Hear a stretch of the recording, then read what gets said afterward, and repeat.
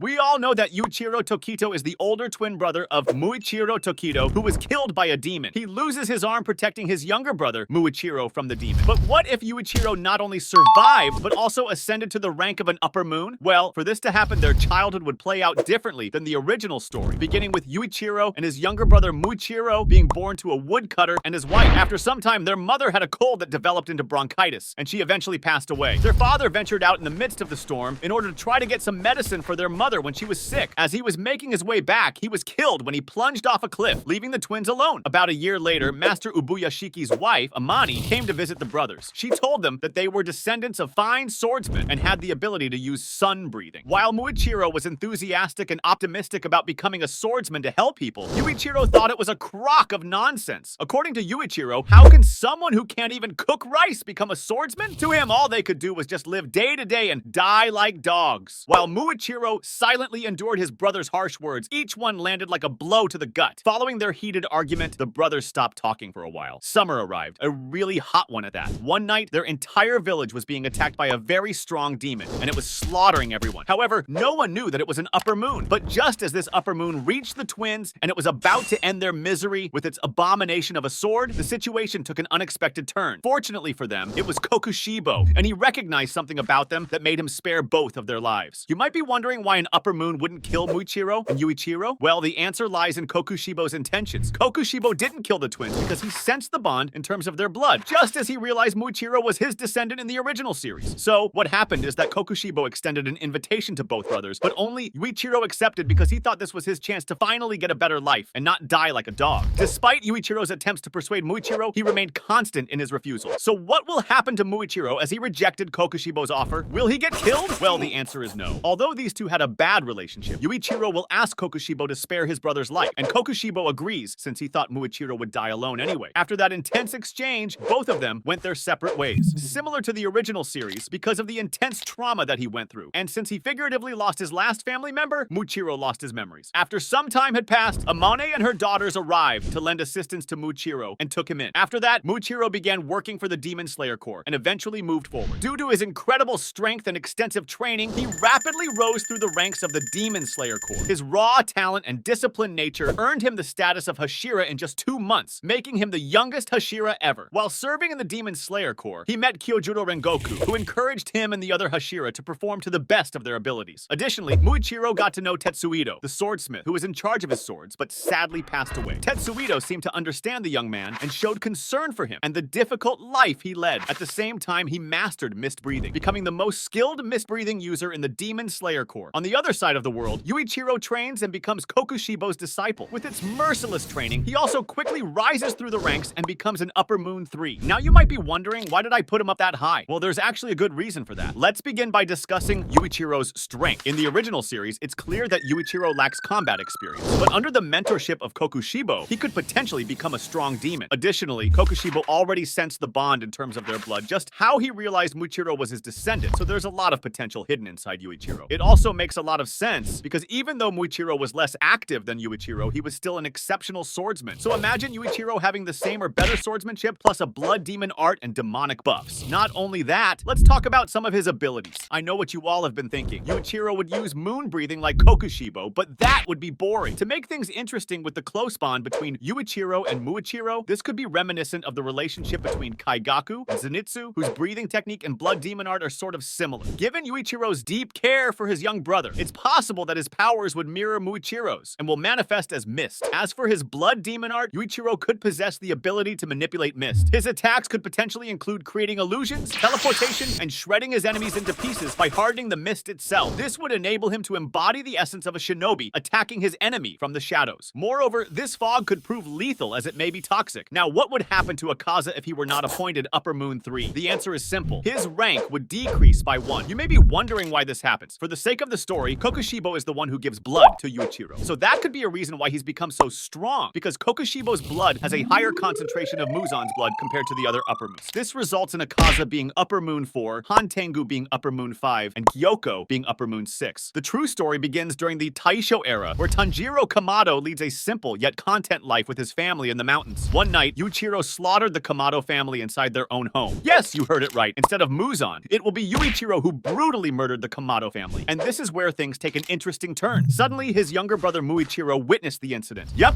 instead of Gyu, it's going to be Muichiro himself. Without hesitation, Muichiro launches an attack on Yuichiro. Because of his amnesia, Muichiro doesn't hesitate to attack his brother. Yuichiro easily dodges the attack and is impressed by the movements of his younger brother. While Muichiro continues to attack Yuichiro, Yuichiro skillfully evades Muichiro's attacks. But then the tables turn when Yuichiro decides to fight back, leading to a fierce clash between the brothers. And the weirdest part? The more they fight, the more Muichiro starts to remember his past. As the fight between Muichiro and Yuichiro intensifies, Muichiro's movements become more fluid and precise. Each swing of his blade carries a memory, a fragment of his past that slowly pieces together the puzzle of his forgotten life. Upon Tanjiro's return from a day of selling charcoal, he discovers his family brutally murdered and the ongoing clash between Muichiro and Yuichiro. And if you're wondering why Yuichiro didn't instantly kill Muichiro, it's because he still has a hint of humanity inside him, and he doesn't want to take his brother's life. Knowing he must do something, Tanjiro jumps in to help Muichiro. With Tanjiro's interference, Yuichiro changes his target to Tanjiro. Yuichiro leaps forward and attacks Tanjiro, but Muichiro is there to save him. Muichiro then strikes Yuichiro, who doesn't react fast enough to the relentless attack and gets wounded, but of course, since he is an upper moon, as dawn slowly approaches, and knowing that he has spent too much time and was exposed, Yuichiro leaves immediately. After that, Tanjiro sees his family, and just like in the original series, Nezuko manages to escape death. But this time, she won't become a demon, since the one who slaughtered her family is Yuichiro. So, Nezuko did not get access to Muzan's blood. Fast forward, Muichiro takes the wounded Nezuko to Shinobu for healing. Meanwhile, Tanjiro is trained by Muichiro to become a demon slayer. But how? During the incident, Muichiro sees potential in Tanjiro. He notices that Tanjiro is willing to get hurt or even killed, knowing that his family was slaughtered. Well, let's just say that even the coldest person in the series is touched by Tanjiro's actions. Following the training, just like Muichiro, Tanjiro learns the mist breathing technique and undergoes intensive training. With Muichiro's guidance, we can expect that Tanjiro will be influenced by him. Therefore, Tanjiro will most likely become a cold person just like Muichiro because of what he witnessed at that time. As the story progresses, Tanjiro will take the exam by himself. Yes, you heard it right. Given that he was trained by the Mist Hashira, it's clear that he wouldn't cross paths with Sabito, Makomo, and Urokodaki. Fast forward, Tanjiro not only survives, but also easily passes the exam. And here's the catch. Tanjiro wouldn't meet Zenitsu and Inosuke after surviving the exam. On top of that, Tanjiro remains a man of few words. After the final selection exam, Muichiro takes Tanjiro with him as they try to hunt down demons. This occurs simultaneously with the Mount Natagumo arc. Unfortunately, Inosuke and Zenitsu are killed during this mission because they are not with Tanjiro and Nezuko. However, the Hashira was present and managed to kill Rui and his family. Despite their efforts, Zenitsu and Inosuke were unable to stall the fight any longer, leading to their death. Obviously, Tanjiro will not learn his special attack, Hinokami Kagura. But who will be the lower moon that Tanjiro may have fought with? Since Tanjiro didn't join Zenitsu and Inosuke, let's assume he fought Rokuro, the lower moon too. To test his strength and resilience, Muichiro didn't help Tanjiro in fighting the lower moon too. The two engage in a fierce battle, but Rokuro spots an opening that severely injures Tanjiro. Just when it seems like Tanjiro is at a disadvantage, Muichiro steps in. Using his mist breathing techniques, he swiftly eliminates the lower moon too. Following these events, similar to the original series, Muzan was disappointed because Rokuro and Rui were dead. Consequently, he killed all the lower moons. Then, Muzan informs Yuichiro about the happenings lately, revealing that the lower moon killing spree was caused by his brother, Muichiro. To show loyalty, Yuichiro plans to hunt down his own brother. Continuing the disciple arc, Yuichiro decides that the best way to hunt down his brother is to kidnap his trainee, Tanjiro. One night, while Tanjiro is engaged in a small training session, Yuichiro uses his fog. The demons use this to ambush Muichiro. Taking advantage of the chaos, Yuichiro successfully captures Tanjiro and brings him to an abandoned mansion. Inside the mansion, Yuichiro subjects Tanjiro to torture. Later that night, Yuichiro meets up with Muichiro and reveals Tanjiro's location. Yuichiro adds an ultimatum. If Muichiro doesn't come to that place the next day, he will brutally mutilate Tanjiro and send his body parts. The following night, Muichiro leads 5 demon slayers to the abandoned mansion where Tanjiro is held captive. As they approach, they are ambushed by demons. Although they manage to kill many demons, it comes at a cost of 3 demon slayers losing their lives in the process. Suddenly, Yuichiro appears and swiftly dispatches the remaining 2 demon slayers without introduction. Muichiro launches a relentless attack on Yuichiro, but the latter's speed proves elusive. Despite Muichiro's efforts, Yuichiro dodges each strike. The battle between the twins gets more intense blow by blow. Meanwhile, Tanjiro regains consciousness and witnesses the fierce clash between his 2 brothers. Seizing an opportunity, Tanjiro decides to escape, but as the brothers continue their fight, he notices a chance to strike at Yuichiro. Thanks to Yuichiro's incredible speed, he manages to evade Tanjiro's attack. In an unexpected turn of events, Tanjiro manages to unlock the power of Hinokami Kagura. This sudden development catches Yuichiro off guard, providing Tanjiro with the perfect perfect opportunity to launch an attack using his newly discovered technique. But his remarkable regenerative abilities allow him to survive the onslaught. The exertion overwhelms Tanjiro, causing him to lose consciousness after the attack. Seizing the moment, Yuichiro gains the upper hand. Without a moment's hesitation, he launches a relentless assault on Muichiro. But just as Yuichiro is about to land a potentially fatal blow, he unexpectedly regains his humanity. Capitalizing on this moment of distraction, Muichiro seizes the opportunity to escape with the unconscious Tanjiro into the safety of the forest. Left behind, Yuichiro is consumed by anger and frustration. He vows to himself that he will not let them escape his wrath the next time they cross paths. Next is the Upper Moon meeting arc, where all of the Upper Moons meet in the Infinity Castle. Yuichiro then reports to Muzan that he failed to kill his brother. The air grows tense as Muzan's disappointment fills the room. He reminds Yuichiro that he has eradicated all the lower moons, sparing only him. Michael Jackson's words echo ominously, warning Yuichiro of a similar fate if he fails to prove his word. Following this interaction, Muzan assigns each of the Upper Moons a mission. Their objective is clear and singular, which is to bring about the downfall of the Demon Slayers. Muzan's confidence is unshaken, even in the absence of any encounter with Tanjiro. His fearlessness stems from his belief in the strength and loyalty of his Upper Moons. Just like in the original series, Muzan assigns the Upper Moon 6 to wreak havoc in the Entertainment District. The Upper Moon 4 and 5 are tasked with a mission to hunt down the Swordsmith Village. While this is going on, the Upper Moon 1, 2, and 3 attack the Demon Slayer headquarters when the sun sets. Following the Upper Moon meeting arc, each Upper Moon will now wreak havoc in their assigned place. In this confrontation, we will still follow the original series. But remember, all of them attack at once in each place. First, we head to the Entertainment District where Gyoko is causing chaos. Unlike the original series where Tengen and the Demon Slayers encountered Daki and Gyutaro, Tengen faces off against Gyoko this time. With Zenitsu and Inosuke dead, Tanjiro under Muichiro's guidance, and Nezuko happily serving Kanao, we can assume Tengen would struggle against this Upper Moon 6. Compared to Gyutaro, Tengen already had a hard time dealing with him, and now he faces Gyoko, who was an Upper Moon 5 in the original series. The odds seem stacked against him. But let's not underestimate Tengen's strength and ability. Let's assume that Tengen would have done better in the early game for sure. And I don't think Gyoko would be able to catch him in the bubble thing, since Tengen is a tactical genius who moves and thinks fast. But not gonna lie, landing a successful attack on Gyoko proves to be a formidable challenge for the Sound Hashira. Gyoko's teleportation ability is too overpowered for him, making him nearly invincible. And without the Demon Slayer mark, Tengen's chance to survive would be below 30%. To conclude, Gyoko could easily overpower and eventually kill Tengen. In the Swordsmith Village, Hantengu and Akaza are sent to cause chaos. We know that Muichiro came to this place to replace his sword, but in this scenario, let's say that Sanemi is the one who went to the Swordsmith Village. The news of the Swordsmith Village being attacked would reach Muichiro's ears late, so he wouldn't be of any help in this arc. However, Sanemi and Genya are there to take care of Akaza and Hantengu while also unlocking the Demon Slayer mark. And with the help of Mitsuri, they will surely be able to defeat Akaza and Hantengu. But we shouldn't underestimate the power of these two. As we know from the original series, it takes two Demon Slayers, one Hashira and Nezuko, to take Hantengu down. The one who takes him down is the main character in the series. So how would they take down this demon without the presence of Tanjiro? Sadly, this fight would be a difficult one to handle. It all starts when Hantengu shows up. Sanemi was a hot-tempered dude, so basically he would launch an attack on Hantengu. However, Hantengu is able to dodge, and this time it presents a perfect opportunity for Sanemi to strike again. It was successful, and it turns out that Hantengu can split into two. After splitting into two, Karaku uses his big leaf to send Sanemi flying away from the forest. Just like what happened in the original series, Genya shows up and shoots Sakito with his double barrel. This again makes Hantengu split into four. Now it's really tough for Genya to fight these four demons. But for the sake of the story, let's just say that Mitsuri's crow was able to report to her in good time. Now that Mitsuri would be able to back up Genya. Meanwhile, Sanemi encounters Akaza in the forest. Sanemi launches a relentless attack on Akaza, but Akaza is able to dodge it. Impressed by the strength and speed that Sanemi shows, Akaza offers Sanemi to join them. However, we know that Sanemi would decline this offer and continue his barrage of attacks on Akaza. While Akaza still tries to convince Sanemi to join them, Sanemi continues his attack. Not until Sanemi leaps off and uses his fourth form, while Akaza uses his air type to create a shockwave to block the attack. Both of them exchange attacks. To cut a long story short, Sanemi doesn't unlock his Demon Slayer mark, but he does get help from unexpected characters as backup finally arrives. Who are they? Well, they're none other than the former Water Hashira, Urokadaki, and former Flame Hashira, Shinjuro Rengoku, along with some other minor-ranked Demon Slayers. Let's just say that the former Hashiras had to come out of retirement with all the demons roaming around the world. With the three of them pushing Akaza into a corner, and even without their Demon Slayer marks, they are able to defeat him with both former Hashiras eventually losing consciousness or even dying due to the heavy wounds they have sustained. Following Akaza's defeat, Sanemi has no choice but to move forward and help the other. Meanwhile, Mitsuri and Genya Kagaya manage to stall the fight until the Wind Hashira arrives to assist them. Upon his arrival, Sanemi is surprised by the situation. He finds only one enemy when there were supposedly more before he was blown away. He sees his brother as a demon being held captive by Zoakuten's wood manipulation. The two Hashiras engage in an intense battle against the Upper Moon after rescuing Genya. This is where Sanemi and his brother realize that the only way to defeat him is to go after the main body, leaving Mitsuri to fend off against Zohakuten alone. Since Tanjiro and Nezuko are absent, locating and severing Hantengu's neck takes much longer than in the original series. They eventually decapitate the Upper Moon, but due to Mitsuri's inability to hold out, she ends up dying in the battle. On the other side, Upper Moons 1, 2, 3, and Muzan are at the demon headquarters to fight off the remaining Hashiras and numerous demon slayers. Kokushibo's entrance single-handedly finishes off all the demon slayers. As the remaining Hashiras arrive, the battle continues, but there will be some changes and additions. Upper Moon 3, Yuichiro will fight off Muichiro and Tanjiro. Upper Moon 2, Doma will fight Giyu and Shinobu. Upper Moon 1, Kokushibo will fight off Obanai, Rengoku, and Gyomei. Meanwhile, Muzan tries to find Ubuyashiki. With that, the battle progresses. When Muzan finally finds and confronts Kagaya Ubuyashiki, Kagaya reveals their shared bloodline and the curse Muzan brought upon his family. He then taunts Muzan, claiming that his death would only strengthen the resolve of the Demon Slayer Corps. Despite Muzan's anger, Kagaya remains resolute, knowing his sacrifice will inspire others. As we know from the original series, the Demon Slayers rush to Kagaya's aid upon hearing of an emergency summons. However, things will turn out differently this time. The Hashira are busy fighting the Upper Moons, and all the Demon Slayers have been crushed by Kokushibo. It's important to note that Tamayo will be absent from this arc, since Tanjiro didn't meet her. Therefore, Muzan won't be caught in flesh seed traps. Also, Muzan won't be confronted by Tamayo, who injects him with a drug to turn demons back into humans. Now, during the confrontation between Muzan and Kagaya, Muzan doesn't waste any time. He instantly kills Kagaya with ease. Following Kagaya's death, the mansion blows up and severely injures Muzan. But thanks to his extreme regenerative abilities, Muzan easily survives. While that was happening, Sanemi received an emergency call and rushed off to the headquarters.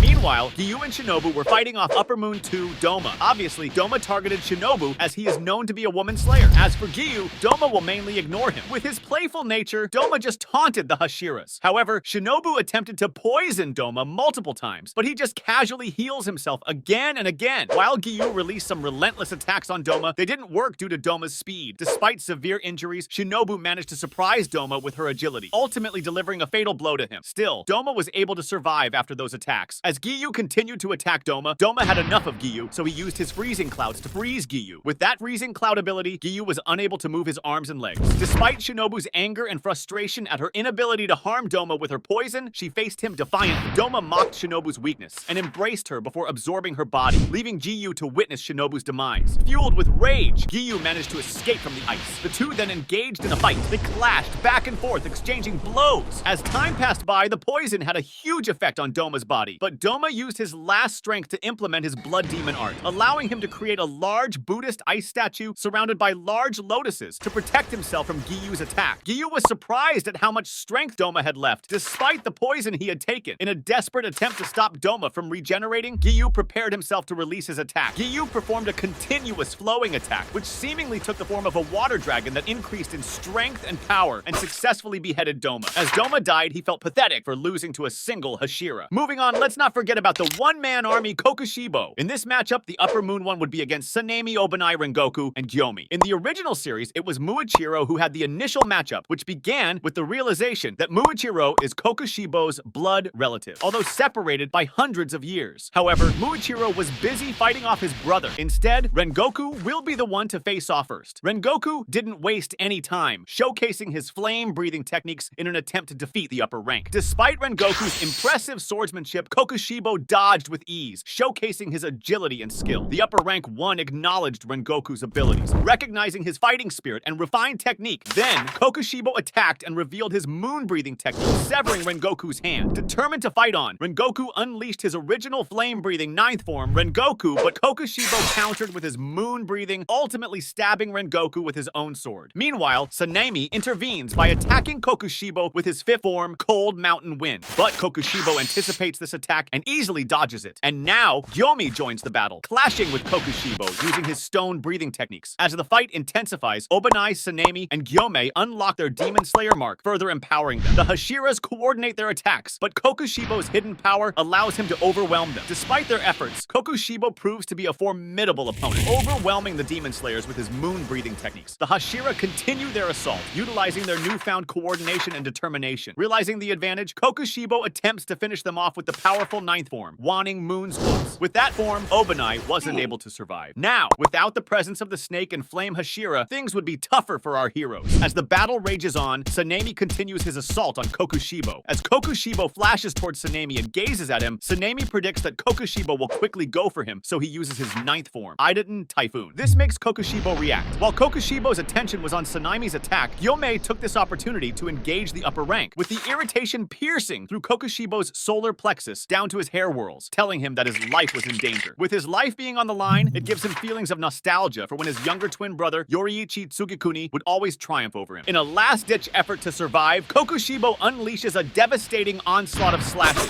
severing Sanemi in a desperate bid for victory. Even when his opponents are about to strike him down, Kokushibo's toughness stands out. With a monstrous transformation, he defies death once more, adopting a new form infused with demonic power. Yomei and Sanemi, determined to end Kokushibo's reign of terror, launch a coordinated assault. Despite Kokushibo's formidable defenses, they press on, fueled by the memory of their fallen ally and the urgency of their mission. With each strike, they chip away at Kokushibo's strength, pushing him to the brink of defeat. As Kokushibo's ability to regenerate weakens, he starts to question the reason for his being and his bond with his brother. In his last moments, he faces the reality of his death, finding comfort in his past memories. While the fight was going on, the clash between Muichiro, Tanjiro, and Yuichiro didn't stop. As Yuichiro moved forward, Tanjiro avoided his hit and used the Hinokami Kagura Fire Wheel on Yuichiro. With a lot of effort, he cut off the upper rank's arm. Yuichiro then used Blood Demon Art to make his moves sharper and start a series of strong attacks. Tanjiro quickly stayed away from this fog as it had deadly poison. Muichiro joined the fight right away, using the 3rd form, Scattering Mists, splashed to clear the fog that Yuichiro controlled. Yuichiro was impressed as his brother fought back. He then declared that he would finish both Tanjiro and Muichiro at the same time. Without any delay, Yuichiro attacked Muichiro, but Muichiro hit back, while Tanjiro tried to attack from behind using the Hinokami Kagura. Raging Sun. Yuichiro saw it coming and suddenly appeared behind Tanjiro and tried to slash him, but Muichiro cut his attacking sword with the mist breathing, 1st form, Low Clouds, Distant Haze. As the fight went on, they still couldn't land their attacks on Yuichiro. Even with the Demon Slayer mark of Muichiro, he still couldn't cut off his brother's head, but eventually, Yuichiro regains a bit of his humanity. This forced Muichiro to make the difficult decision to kill him. At that moment, both brothers apologized, their hearts heavy with regret and sorrow. As the story progresses, Muzan goes back to the battlefield, and there he spots Tanjiro, who is severely injured. Memories of their previous encounters flood back, triggering a bout of PTSD. He remembers the boy's unwavering determination and the sun-breathing technique. It's a threat he cannot ignore. With a cruel smile, Muzan issues a command to his demon army to kill every single demon slayer and leave no one alive. As the demons are driven by their loyalty to Muzan, they launch themselves at the demon slayers. Despite the overwhelming odds, the demon slayers reassemble for a last stand. At the forefront is Tanjiro, his resolve stronger than ever. Using the power of the sun-breathing technique, Tanjiro launches himself at the lower-ranked demons. His movements are a blur. With the help of the Hashiras, they manage to eliminate the lower-ranked demons, leaving only the upper moons. However, the battle takes a turn for the worse. One by one, the demon slayers fall, and eventually, their ranks are wiped out. The demons win in the end, but the story continues to the next generation. Subscribe and like if you enjoyed the video!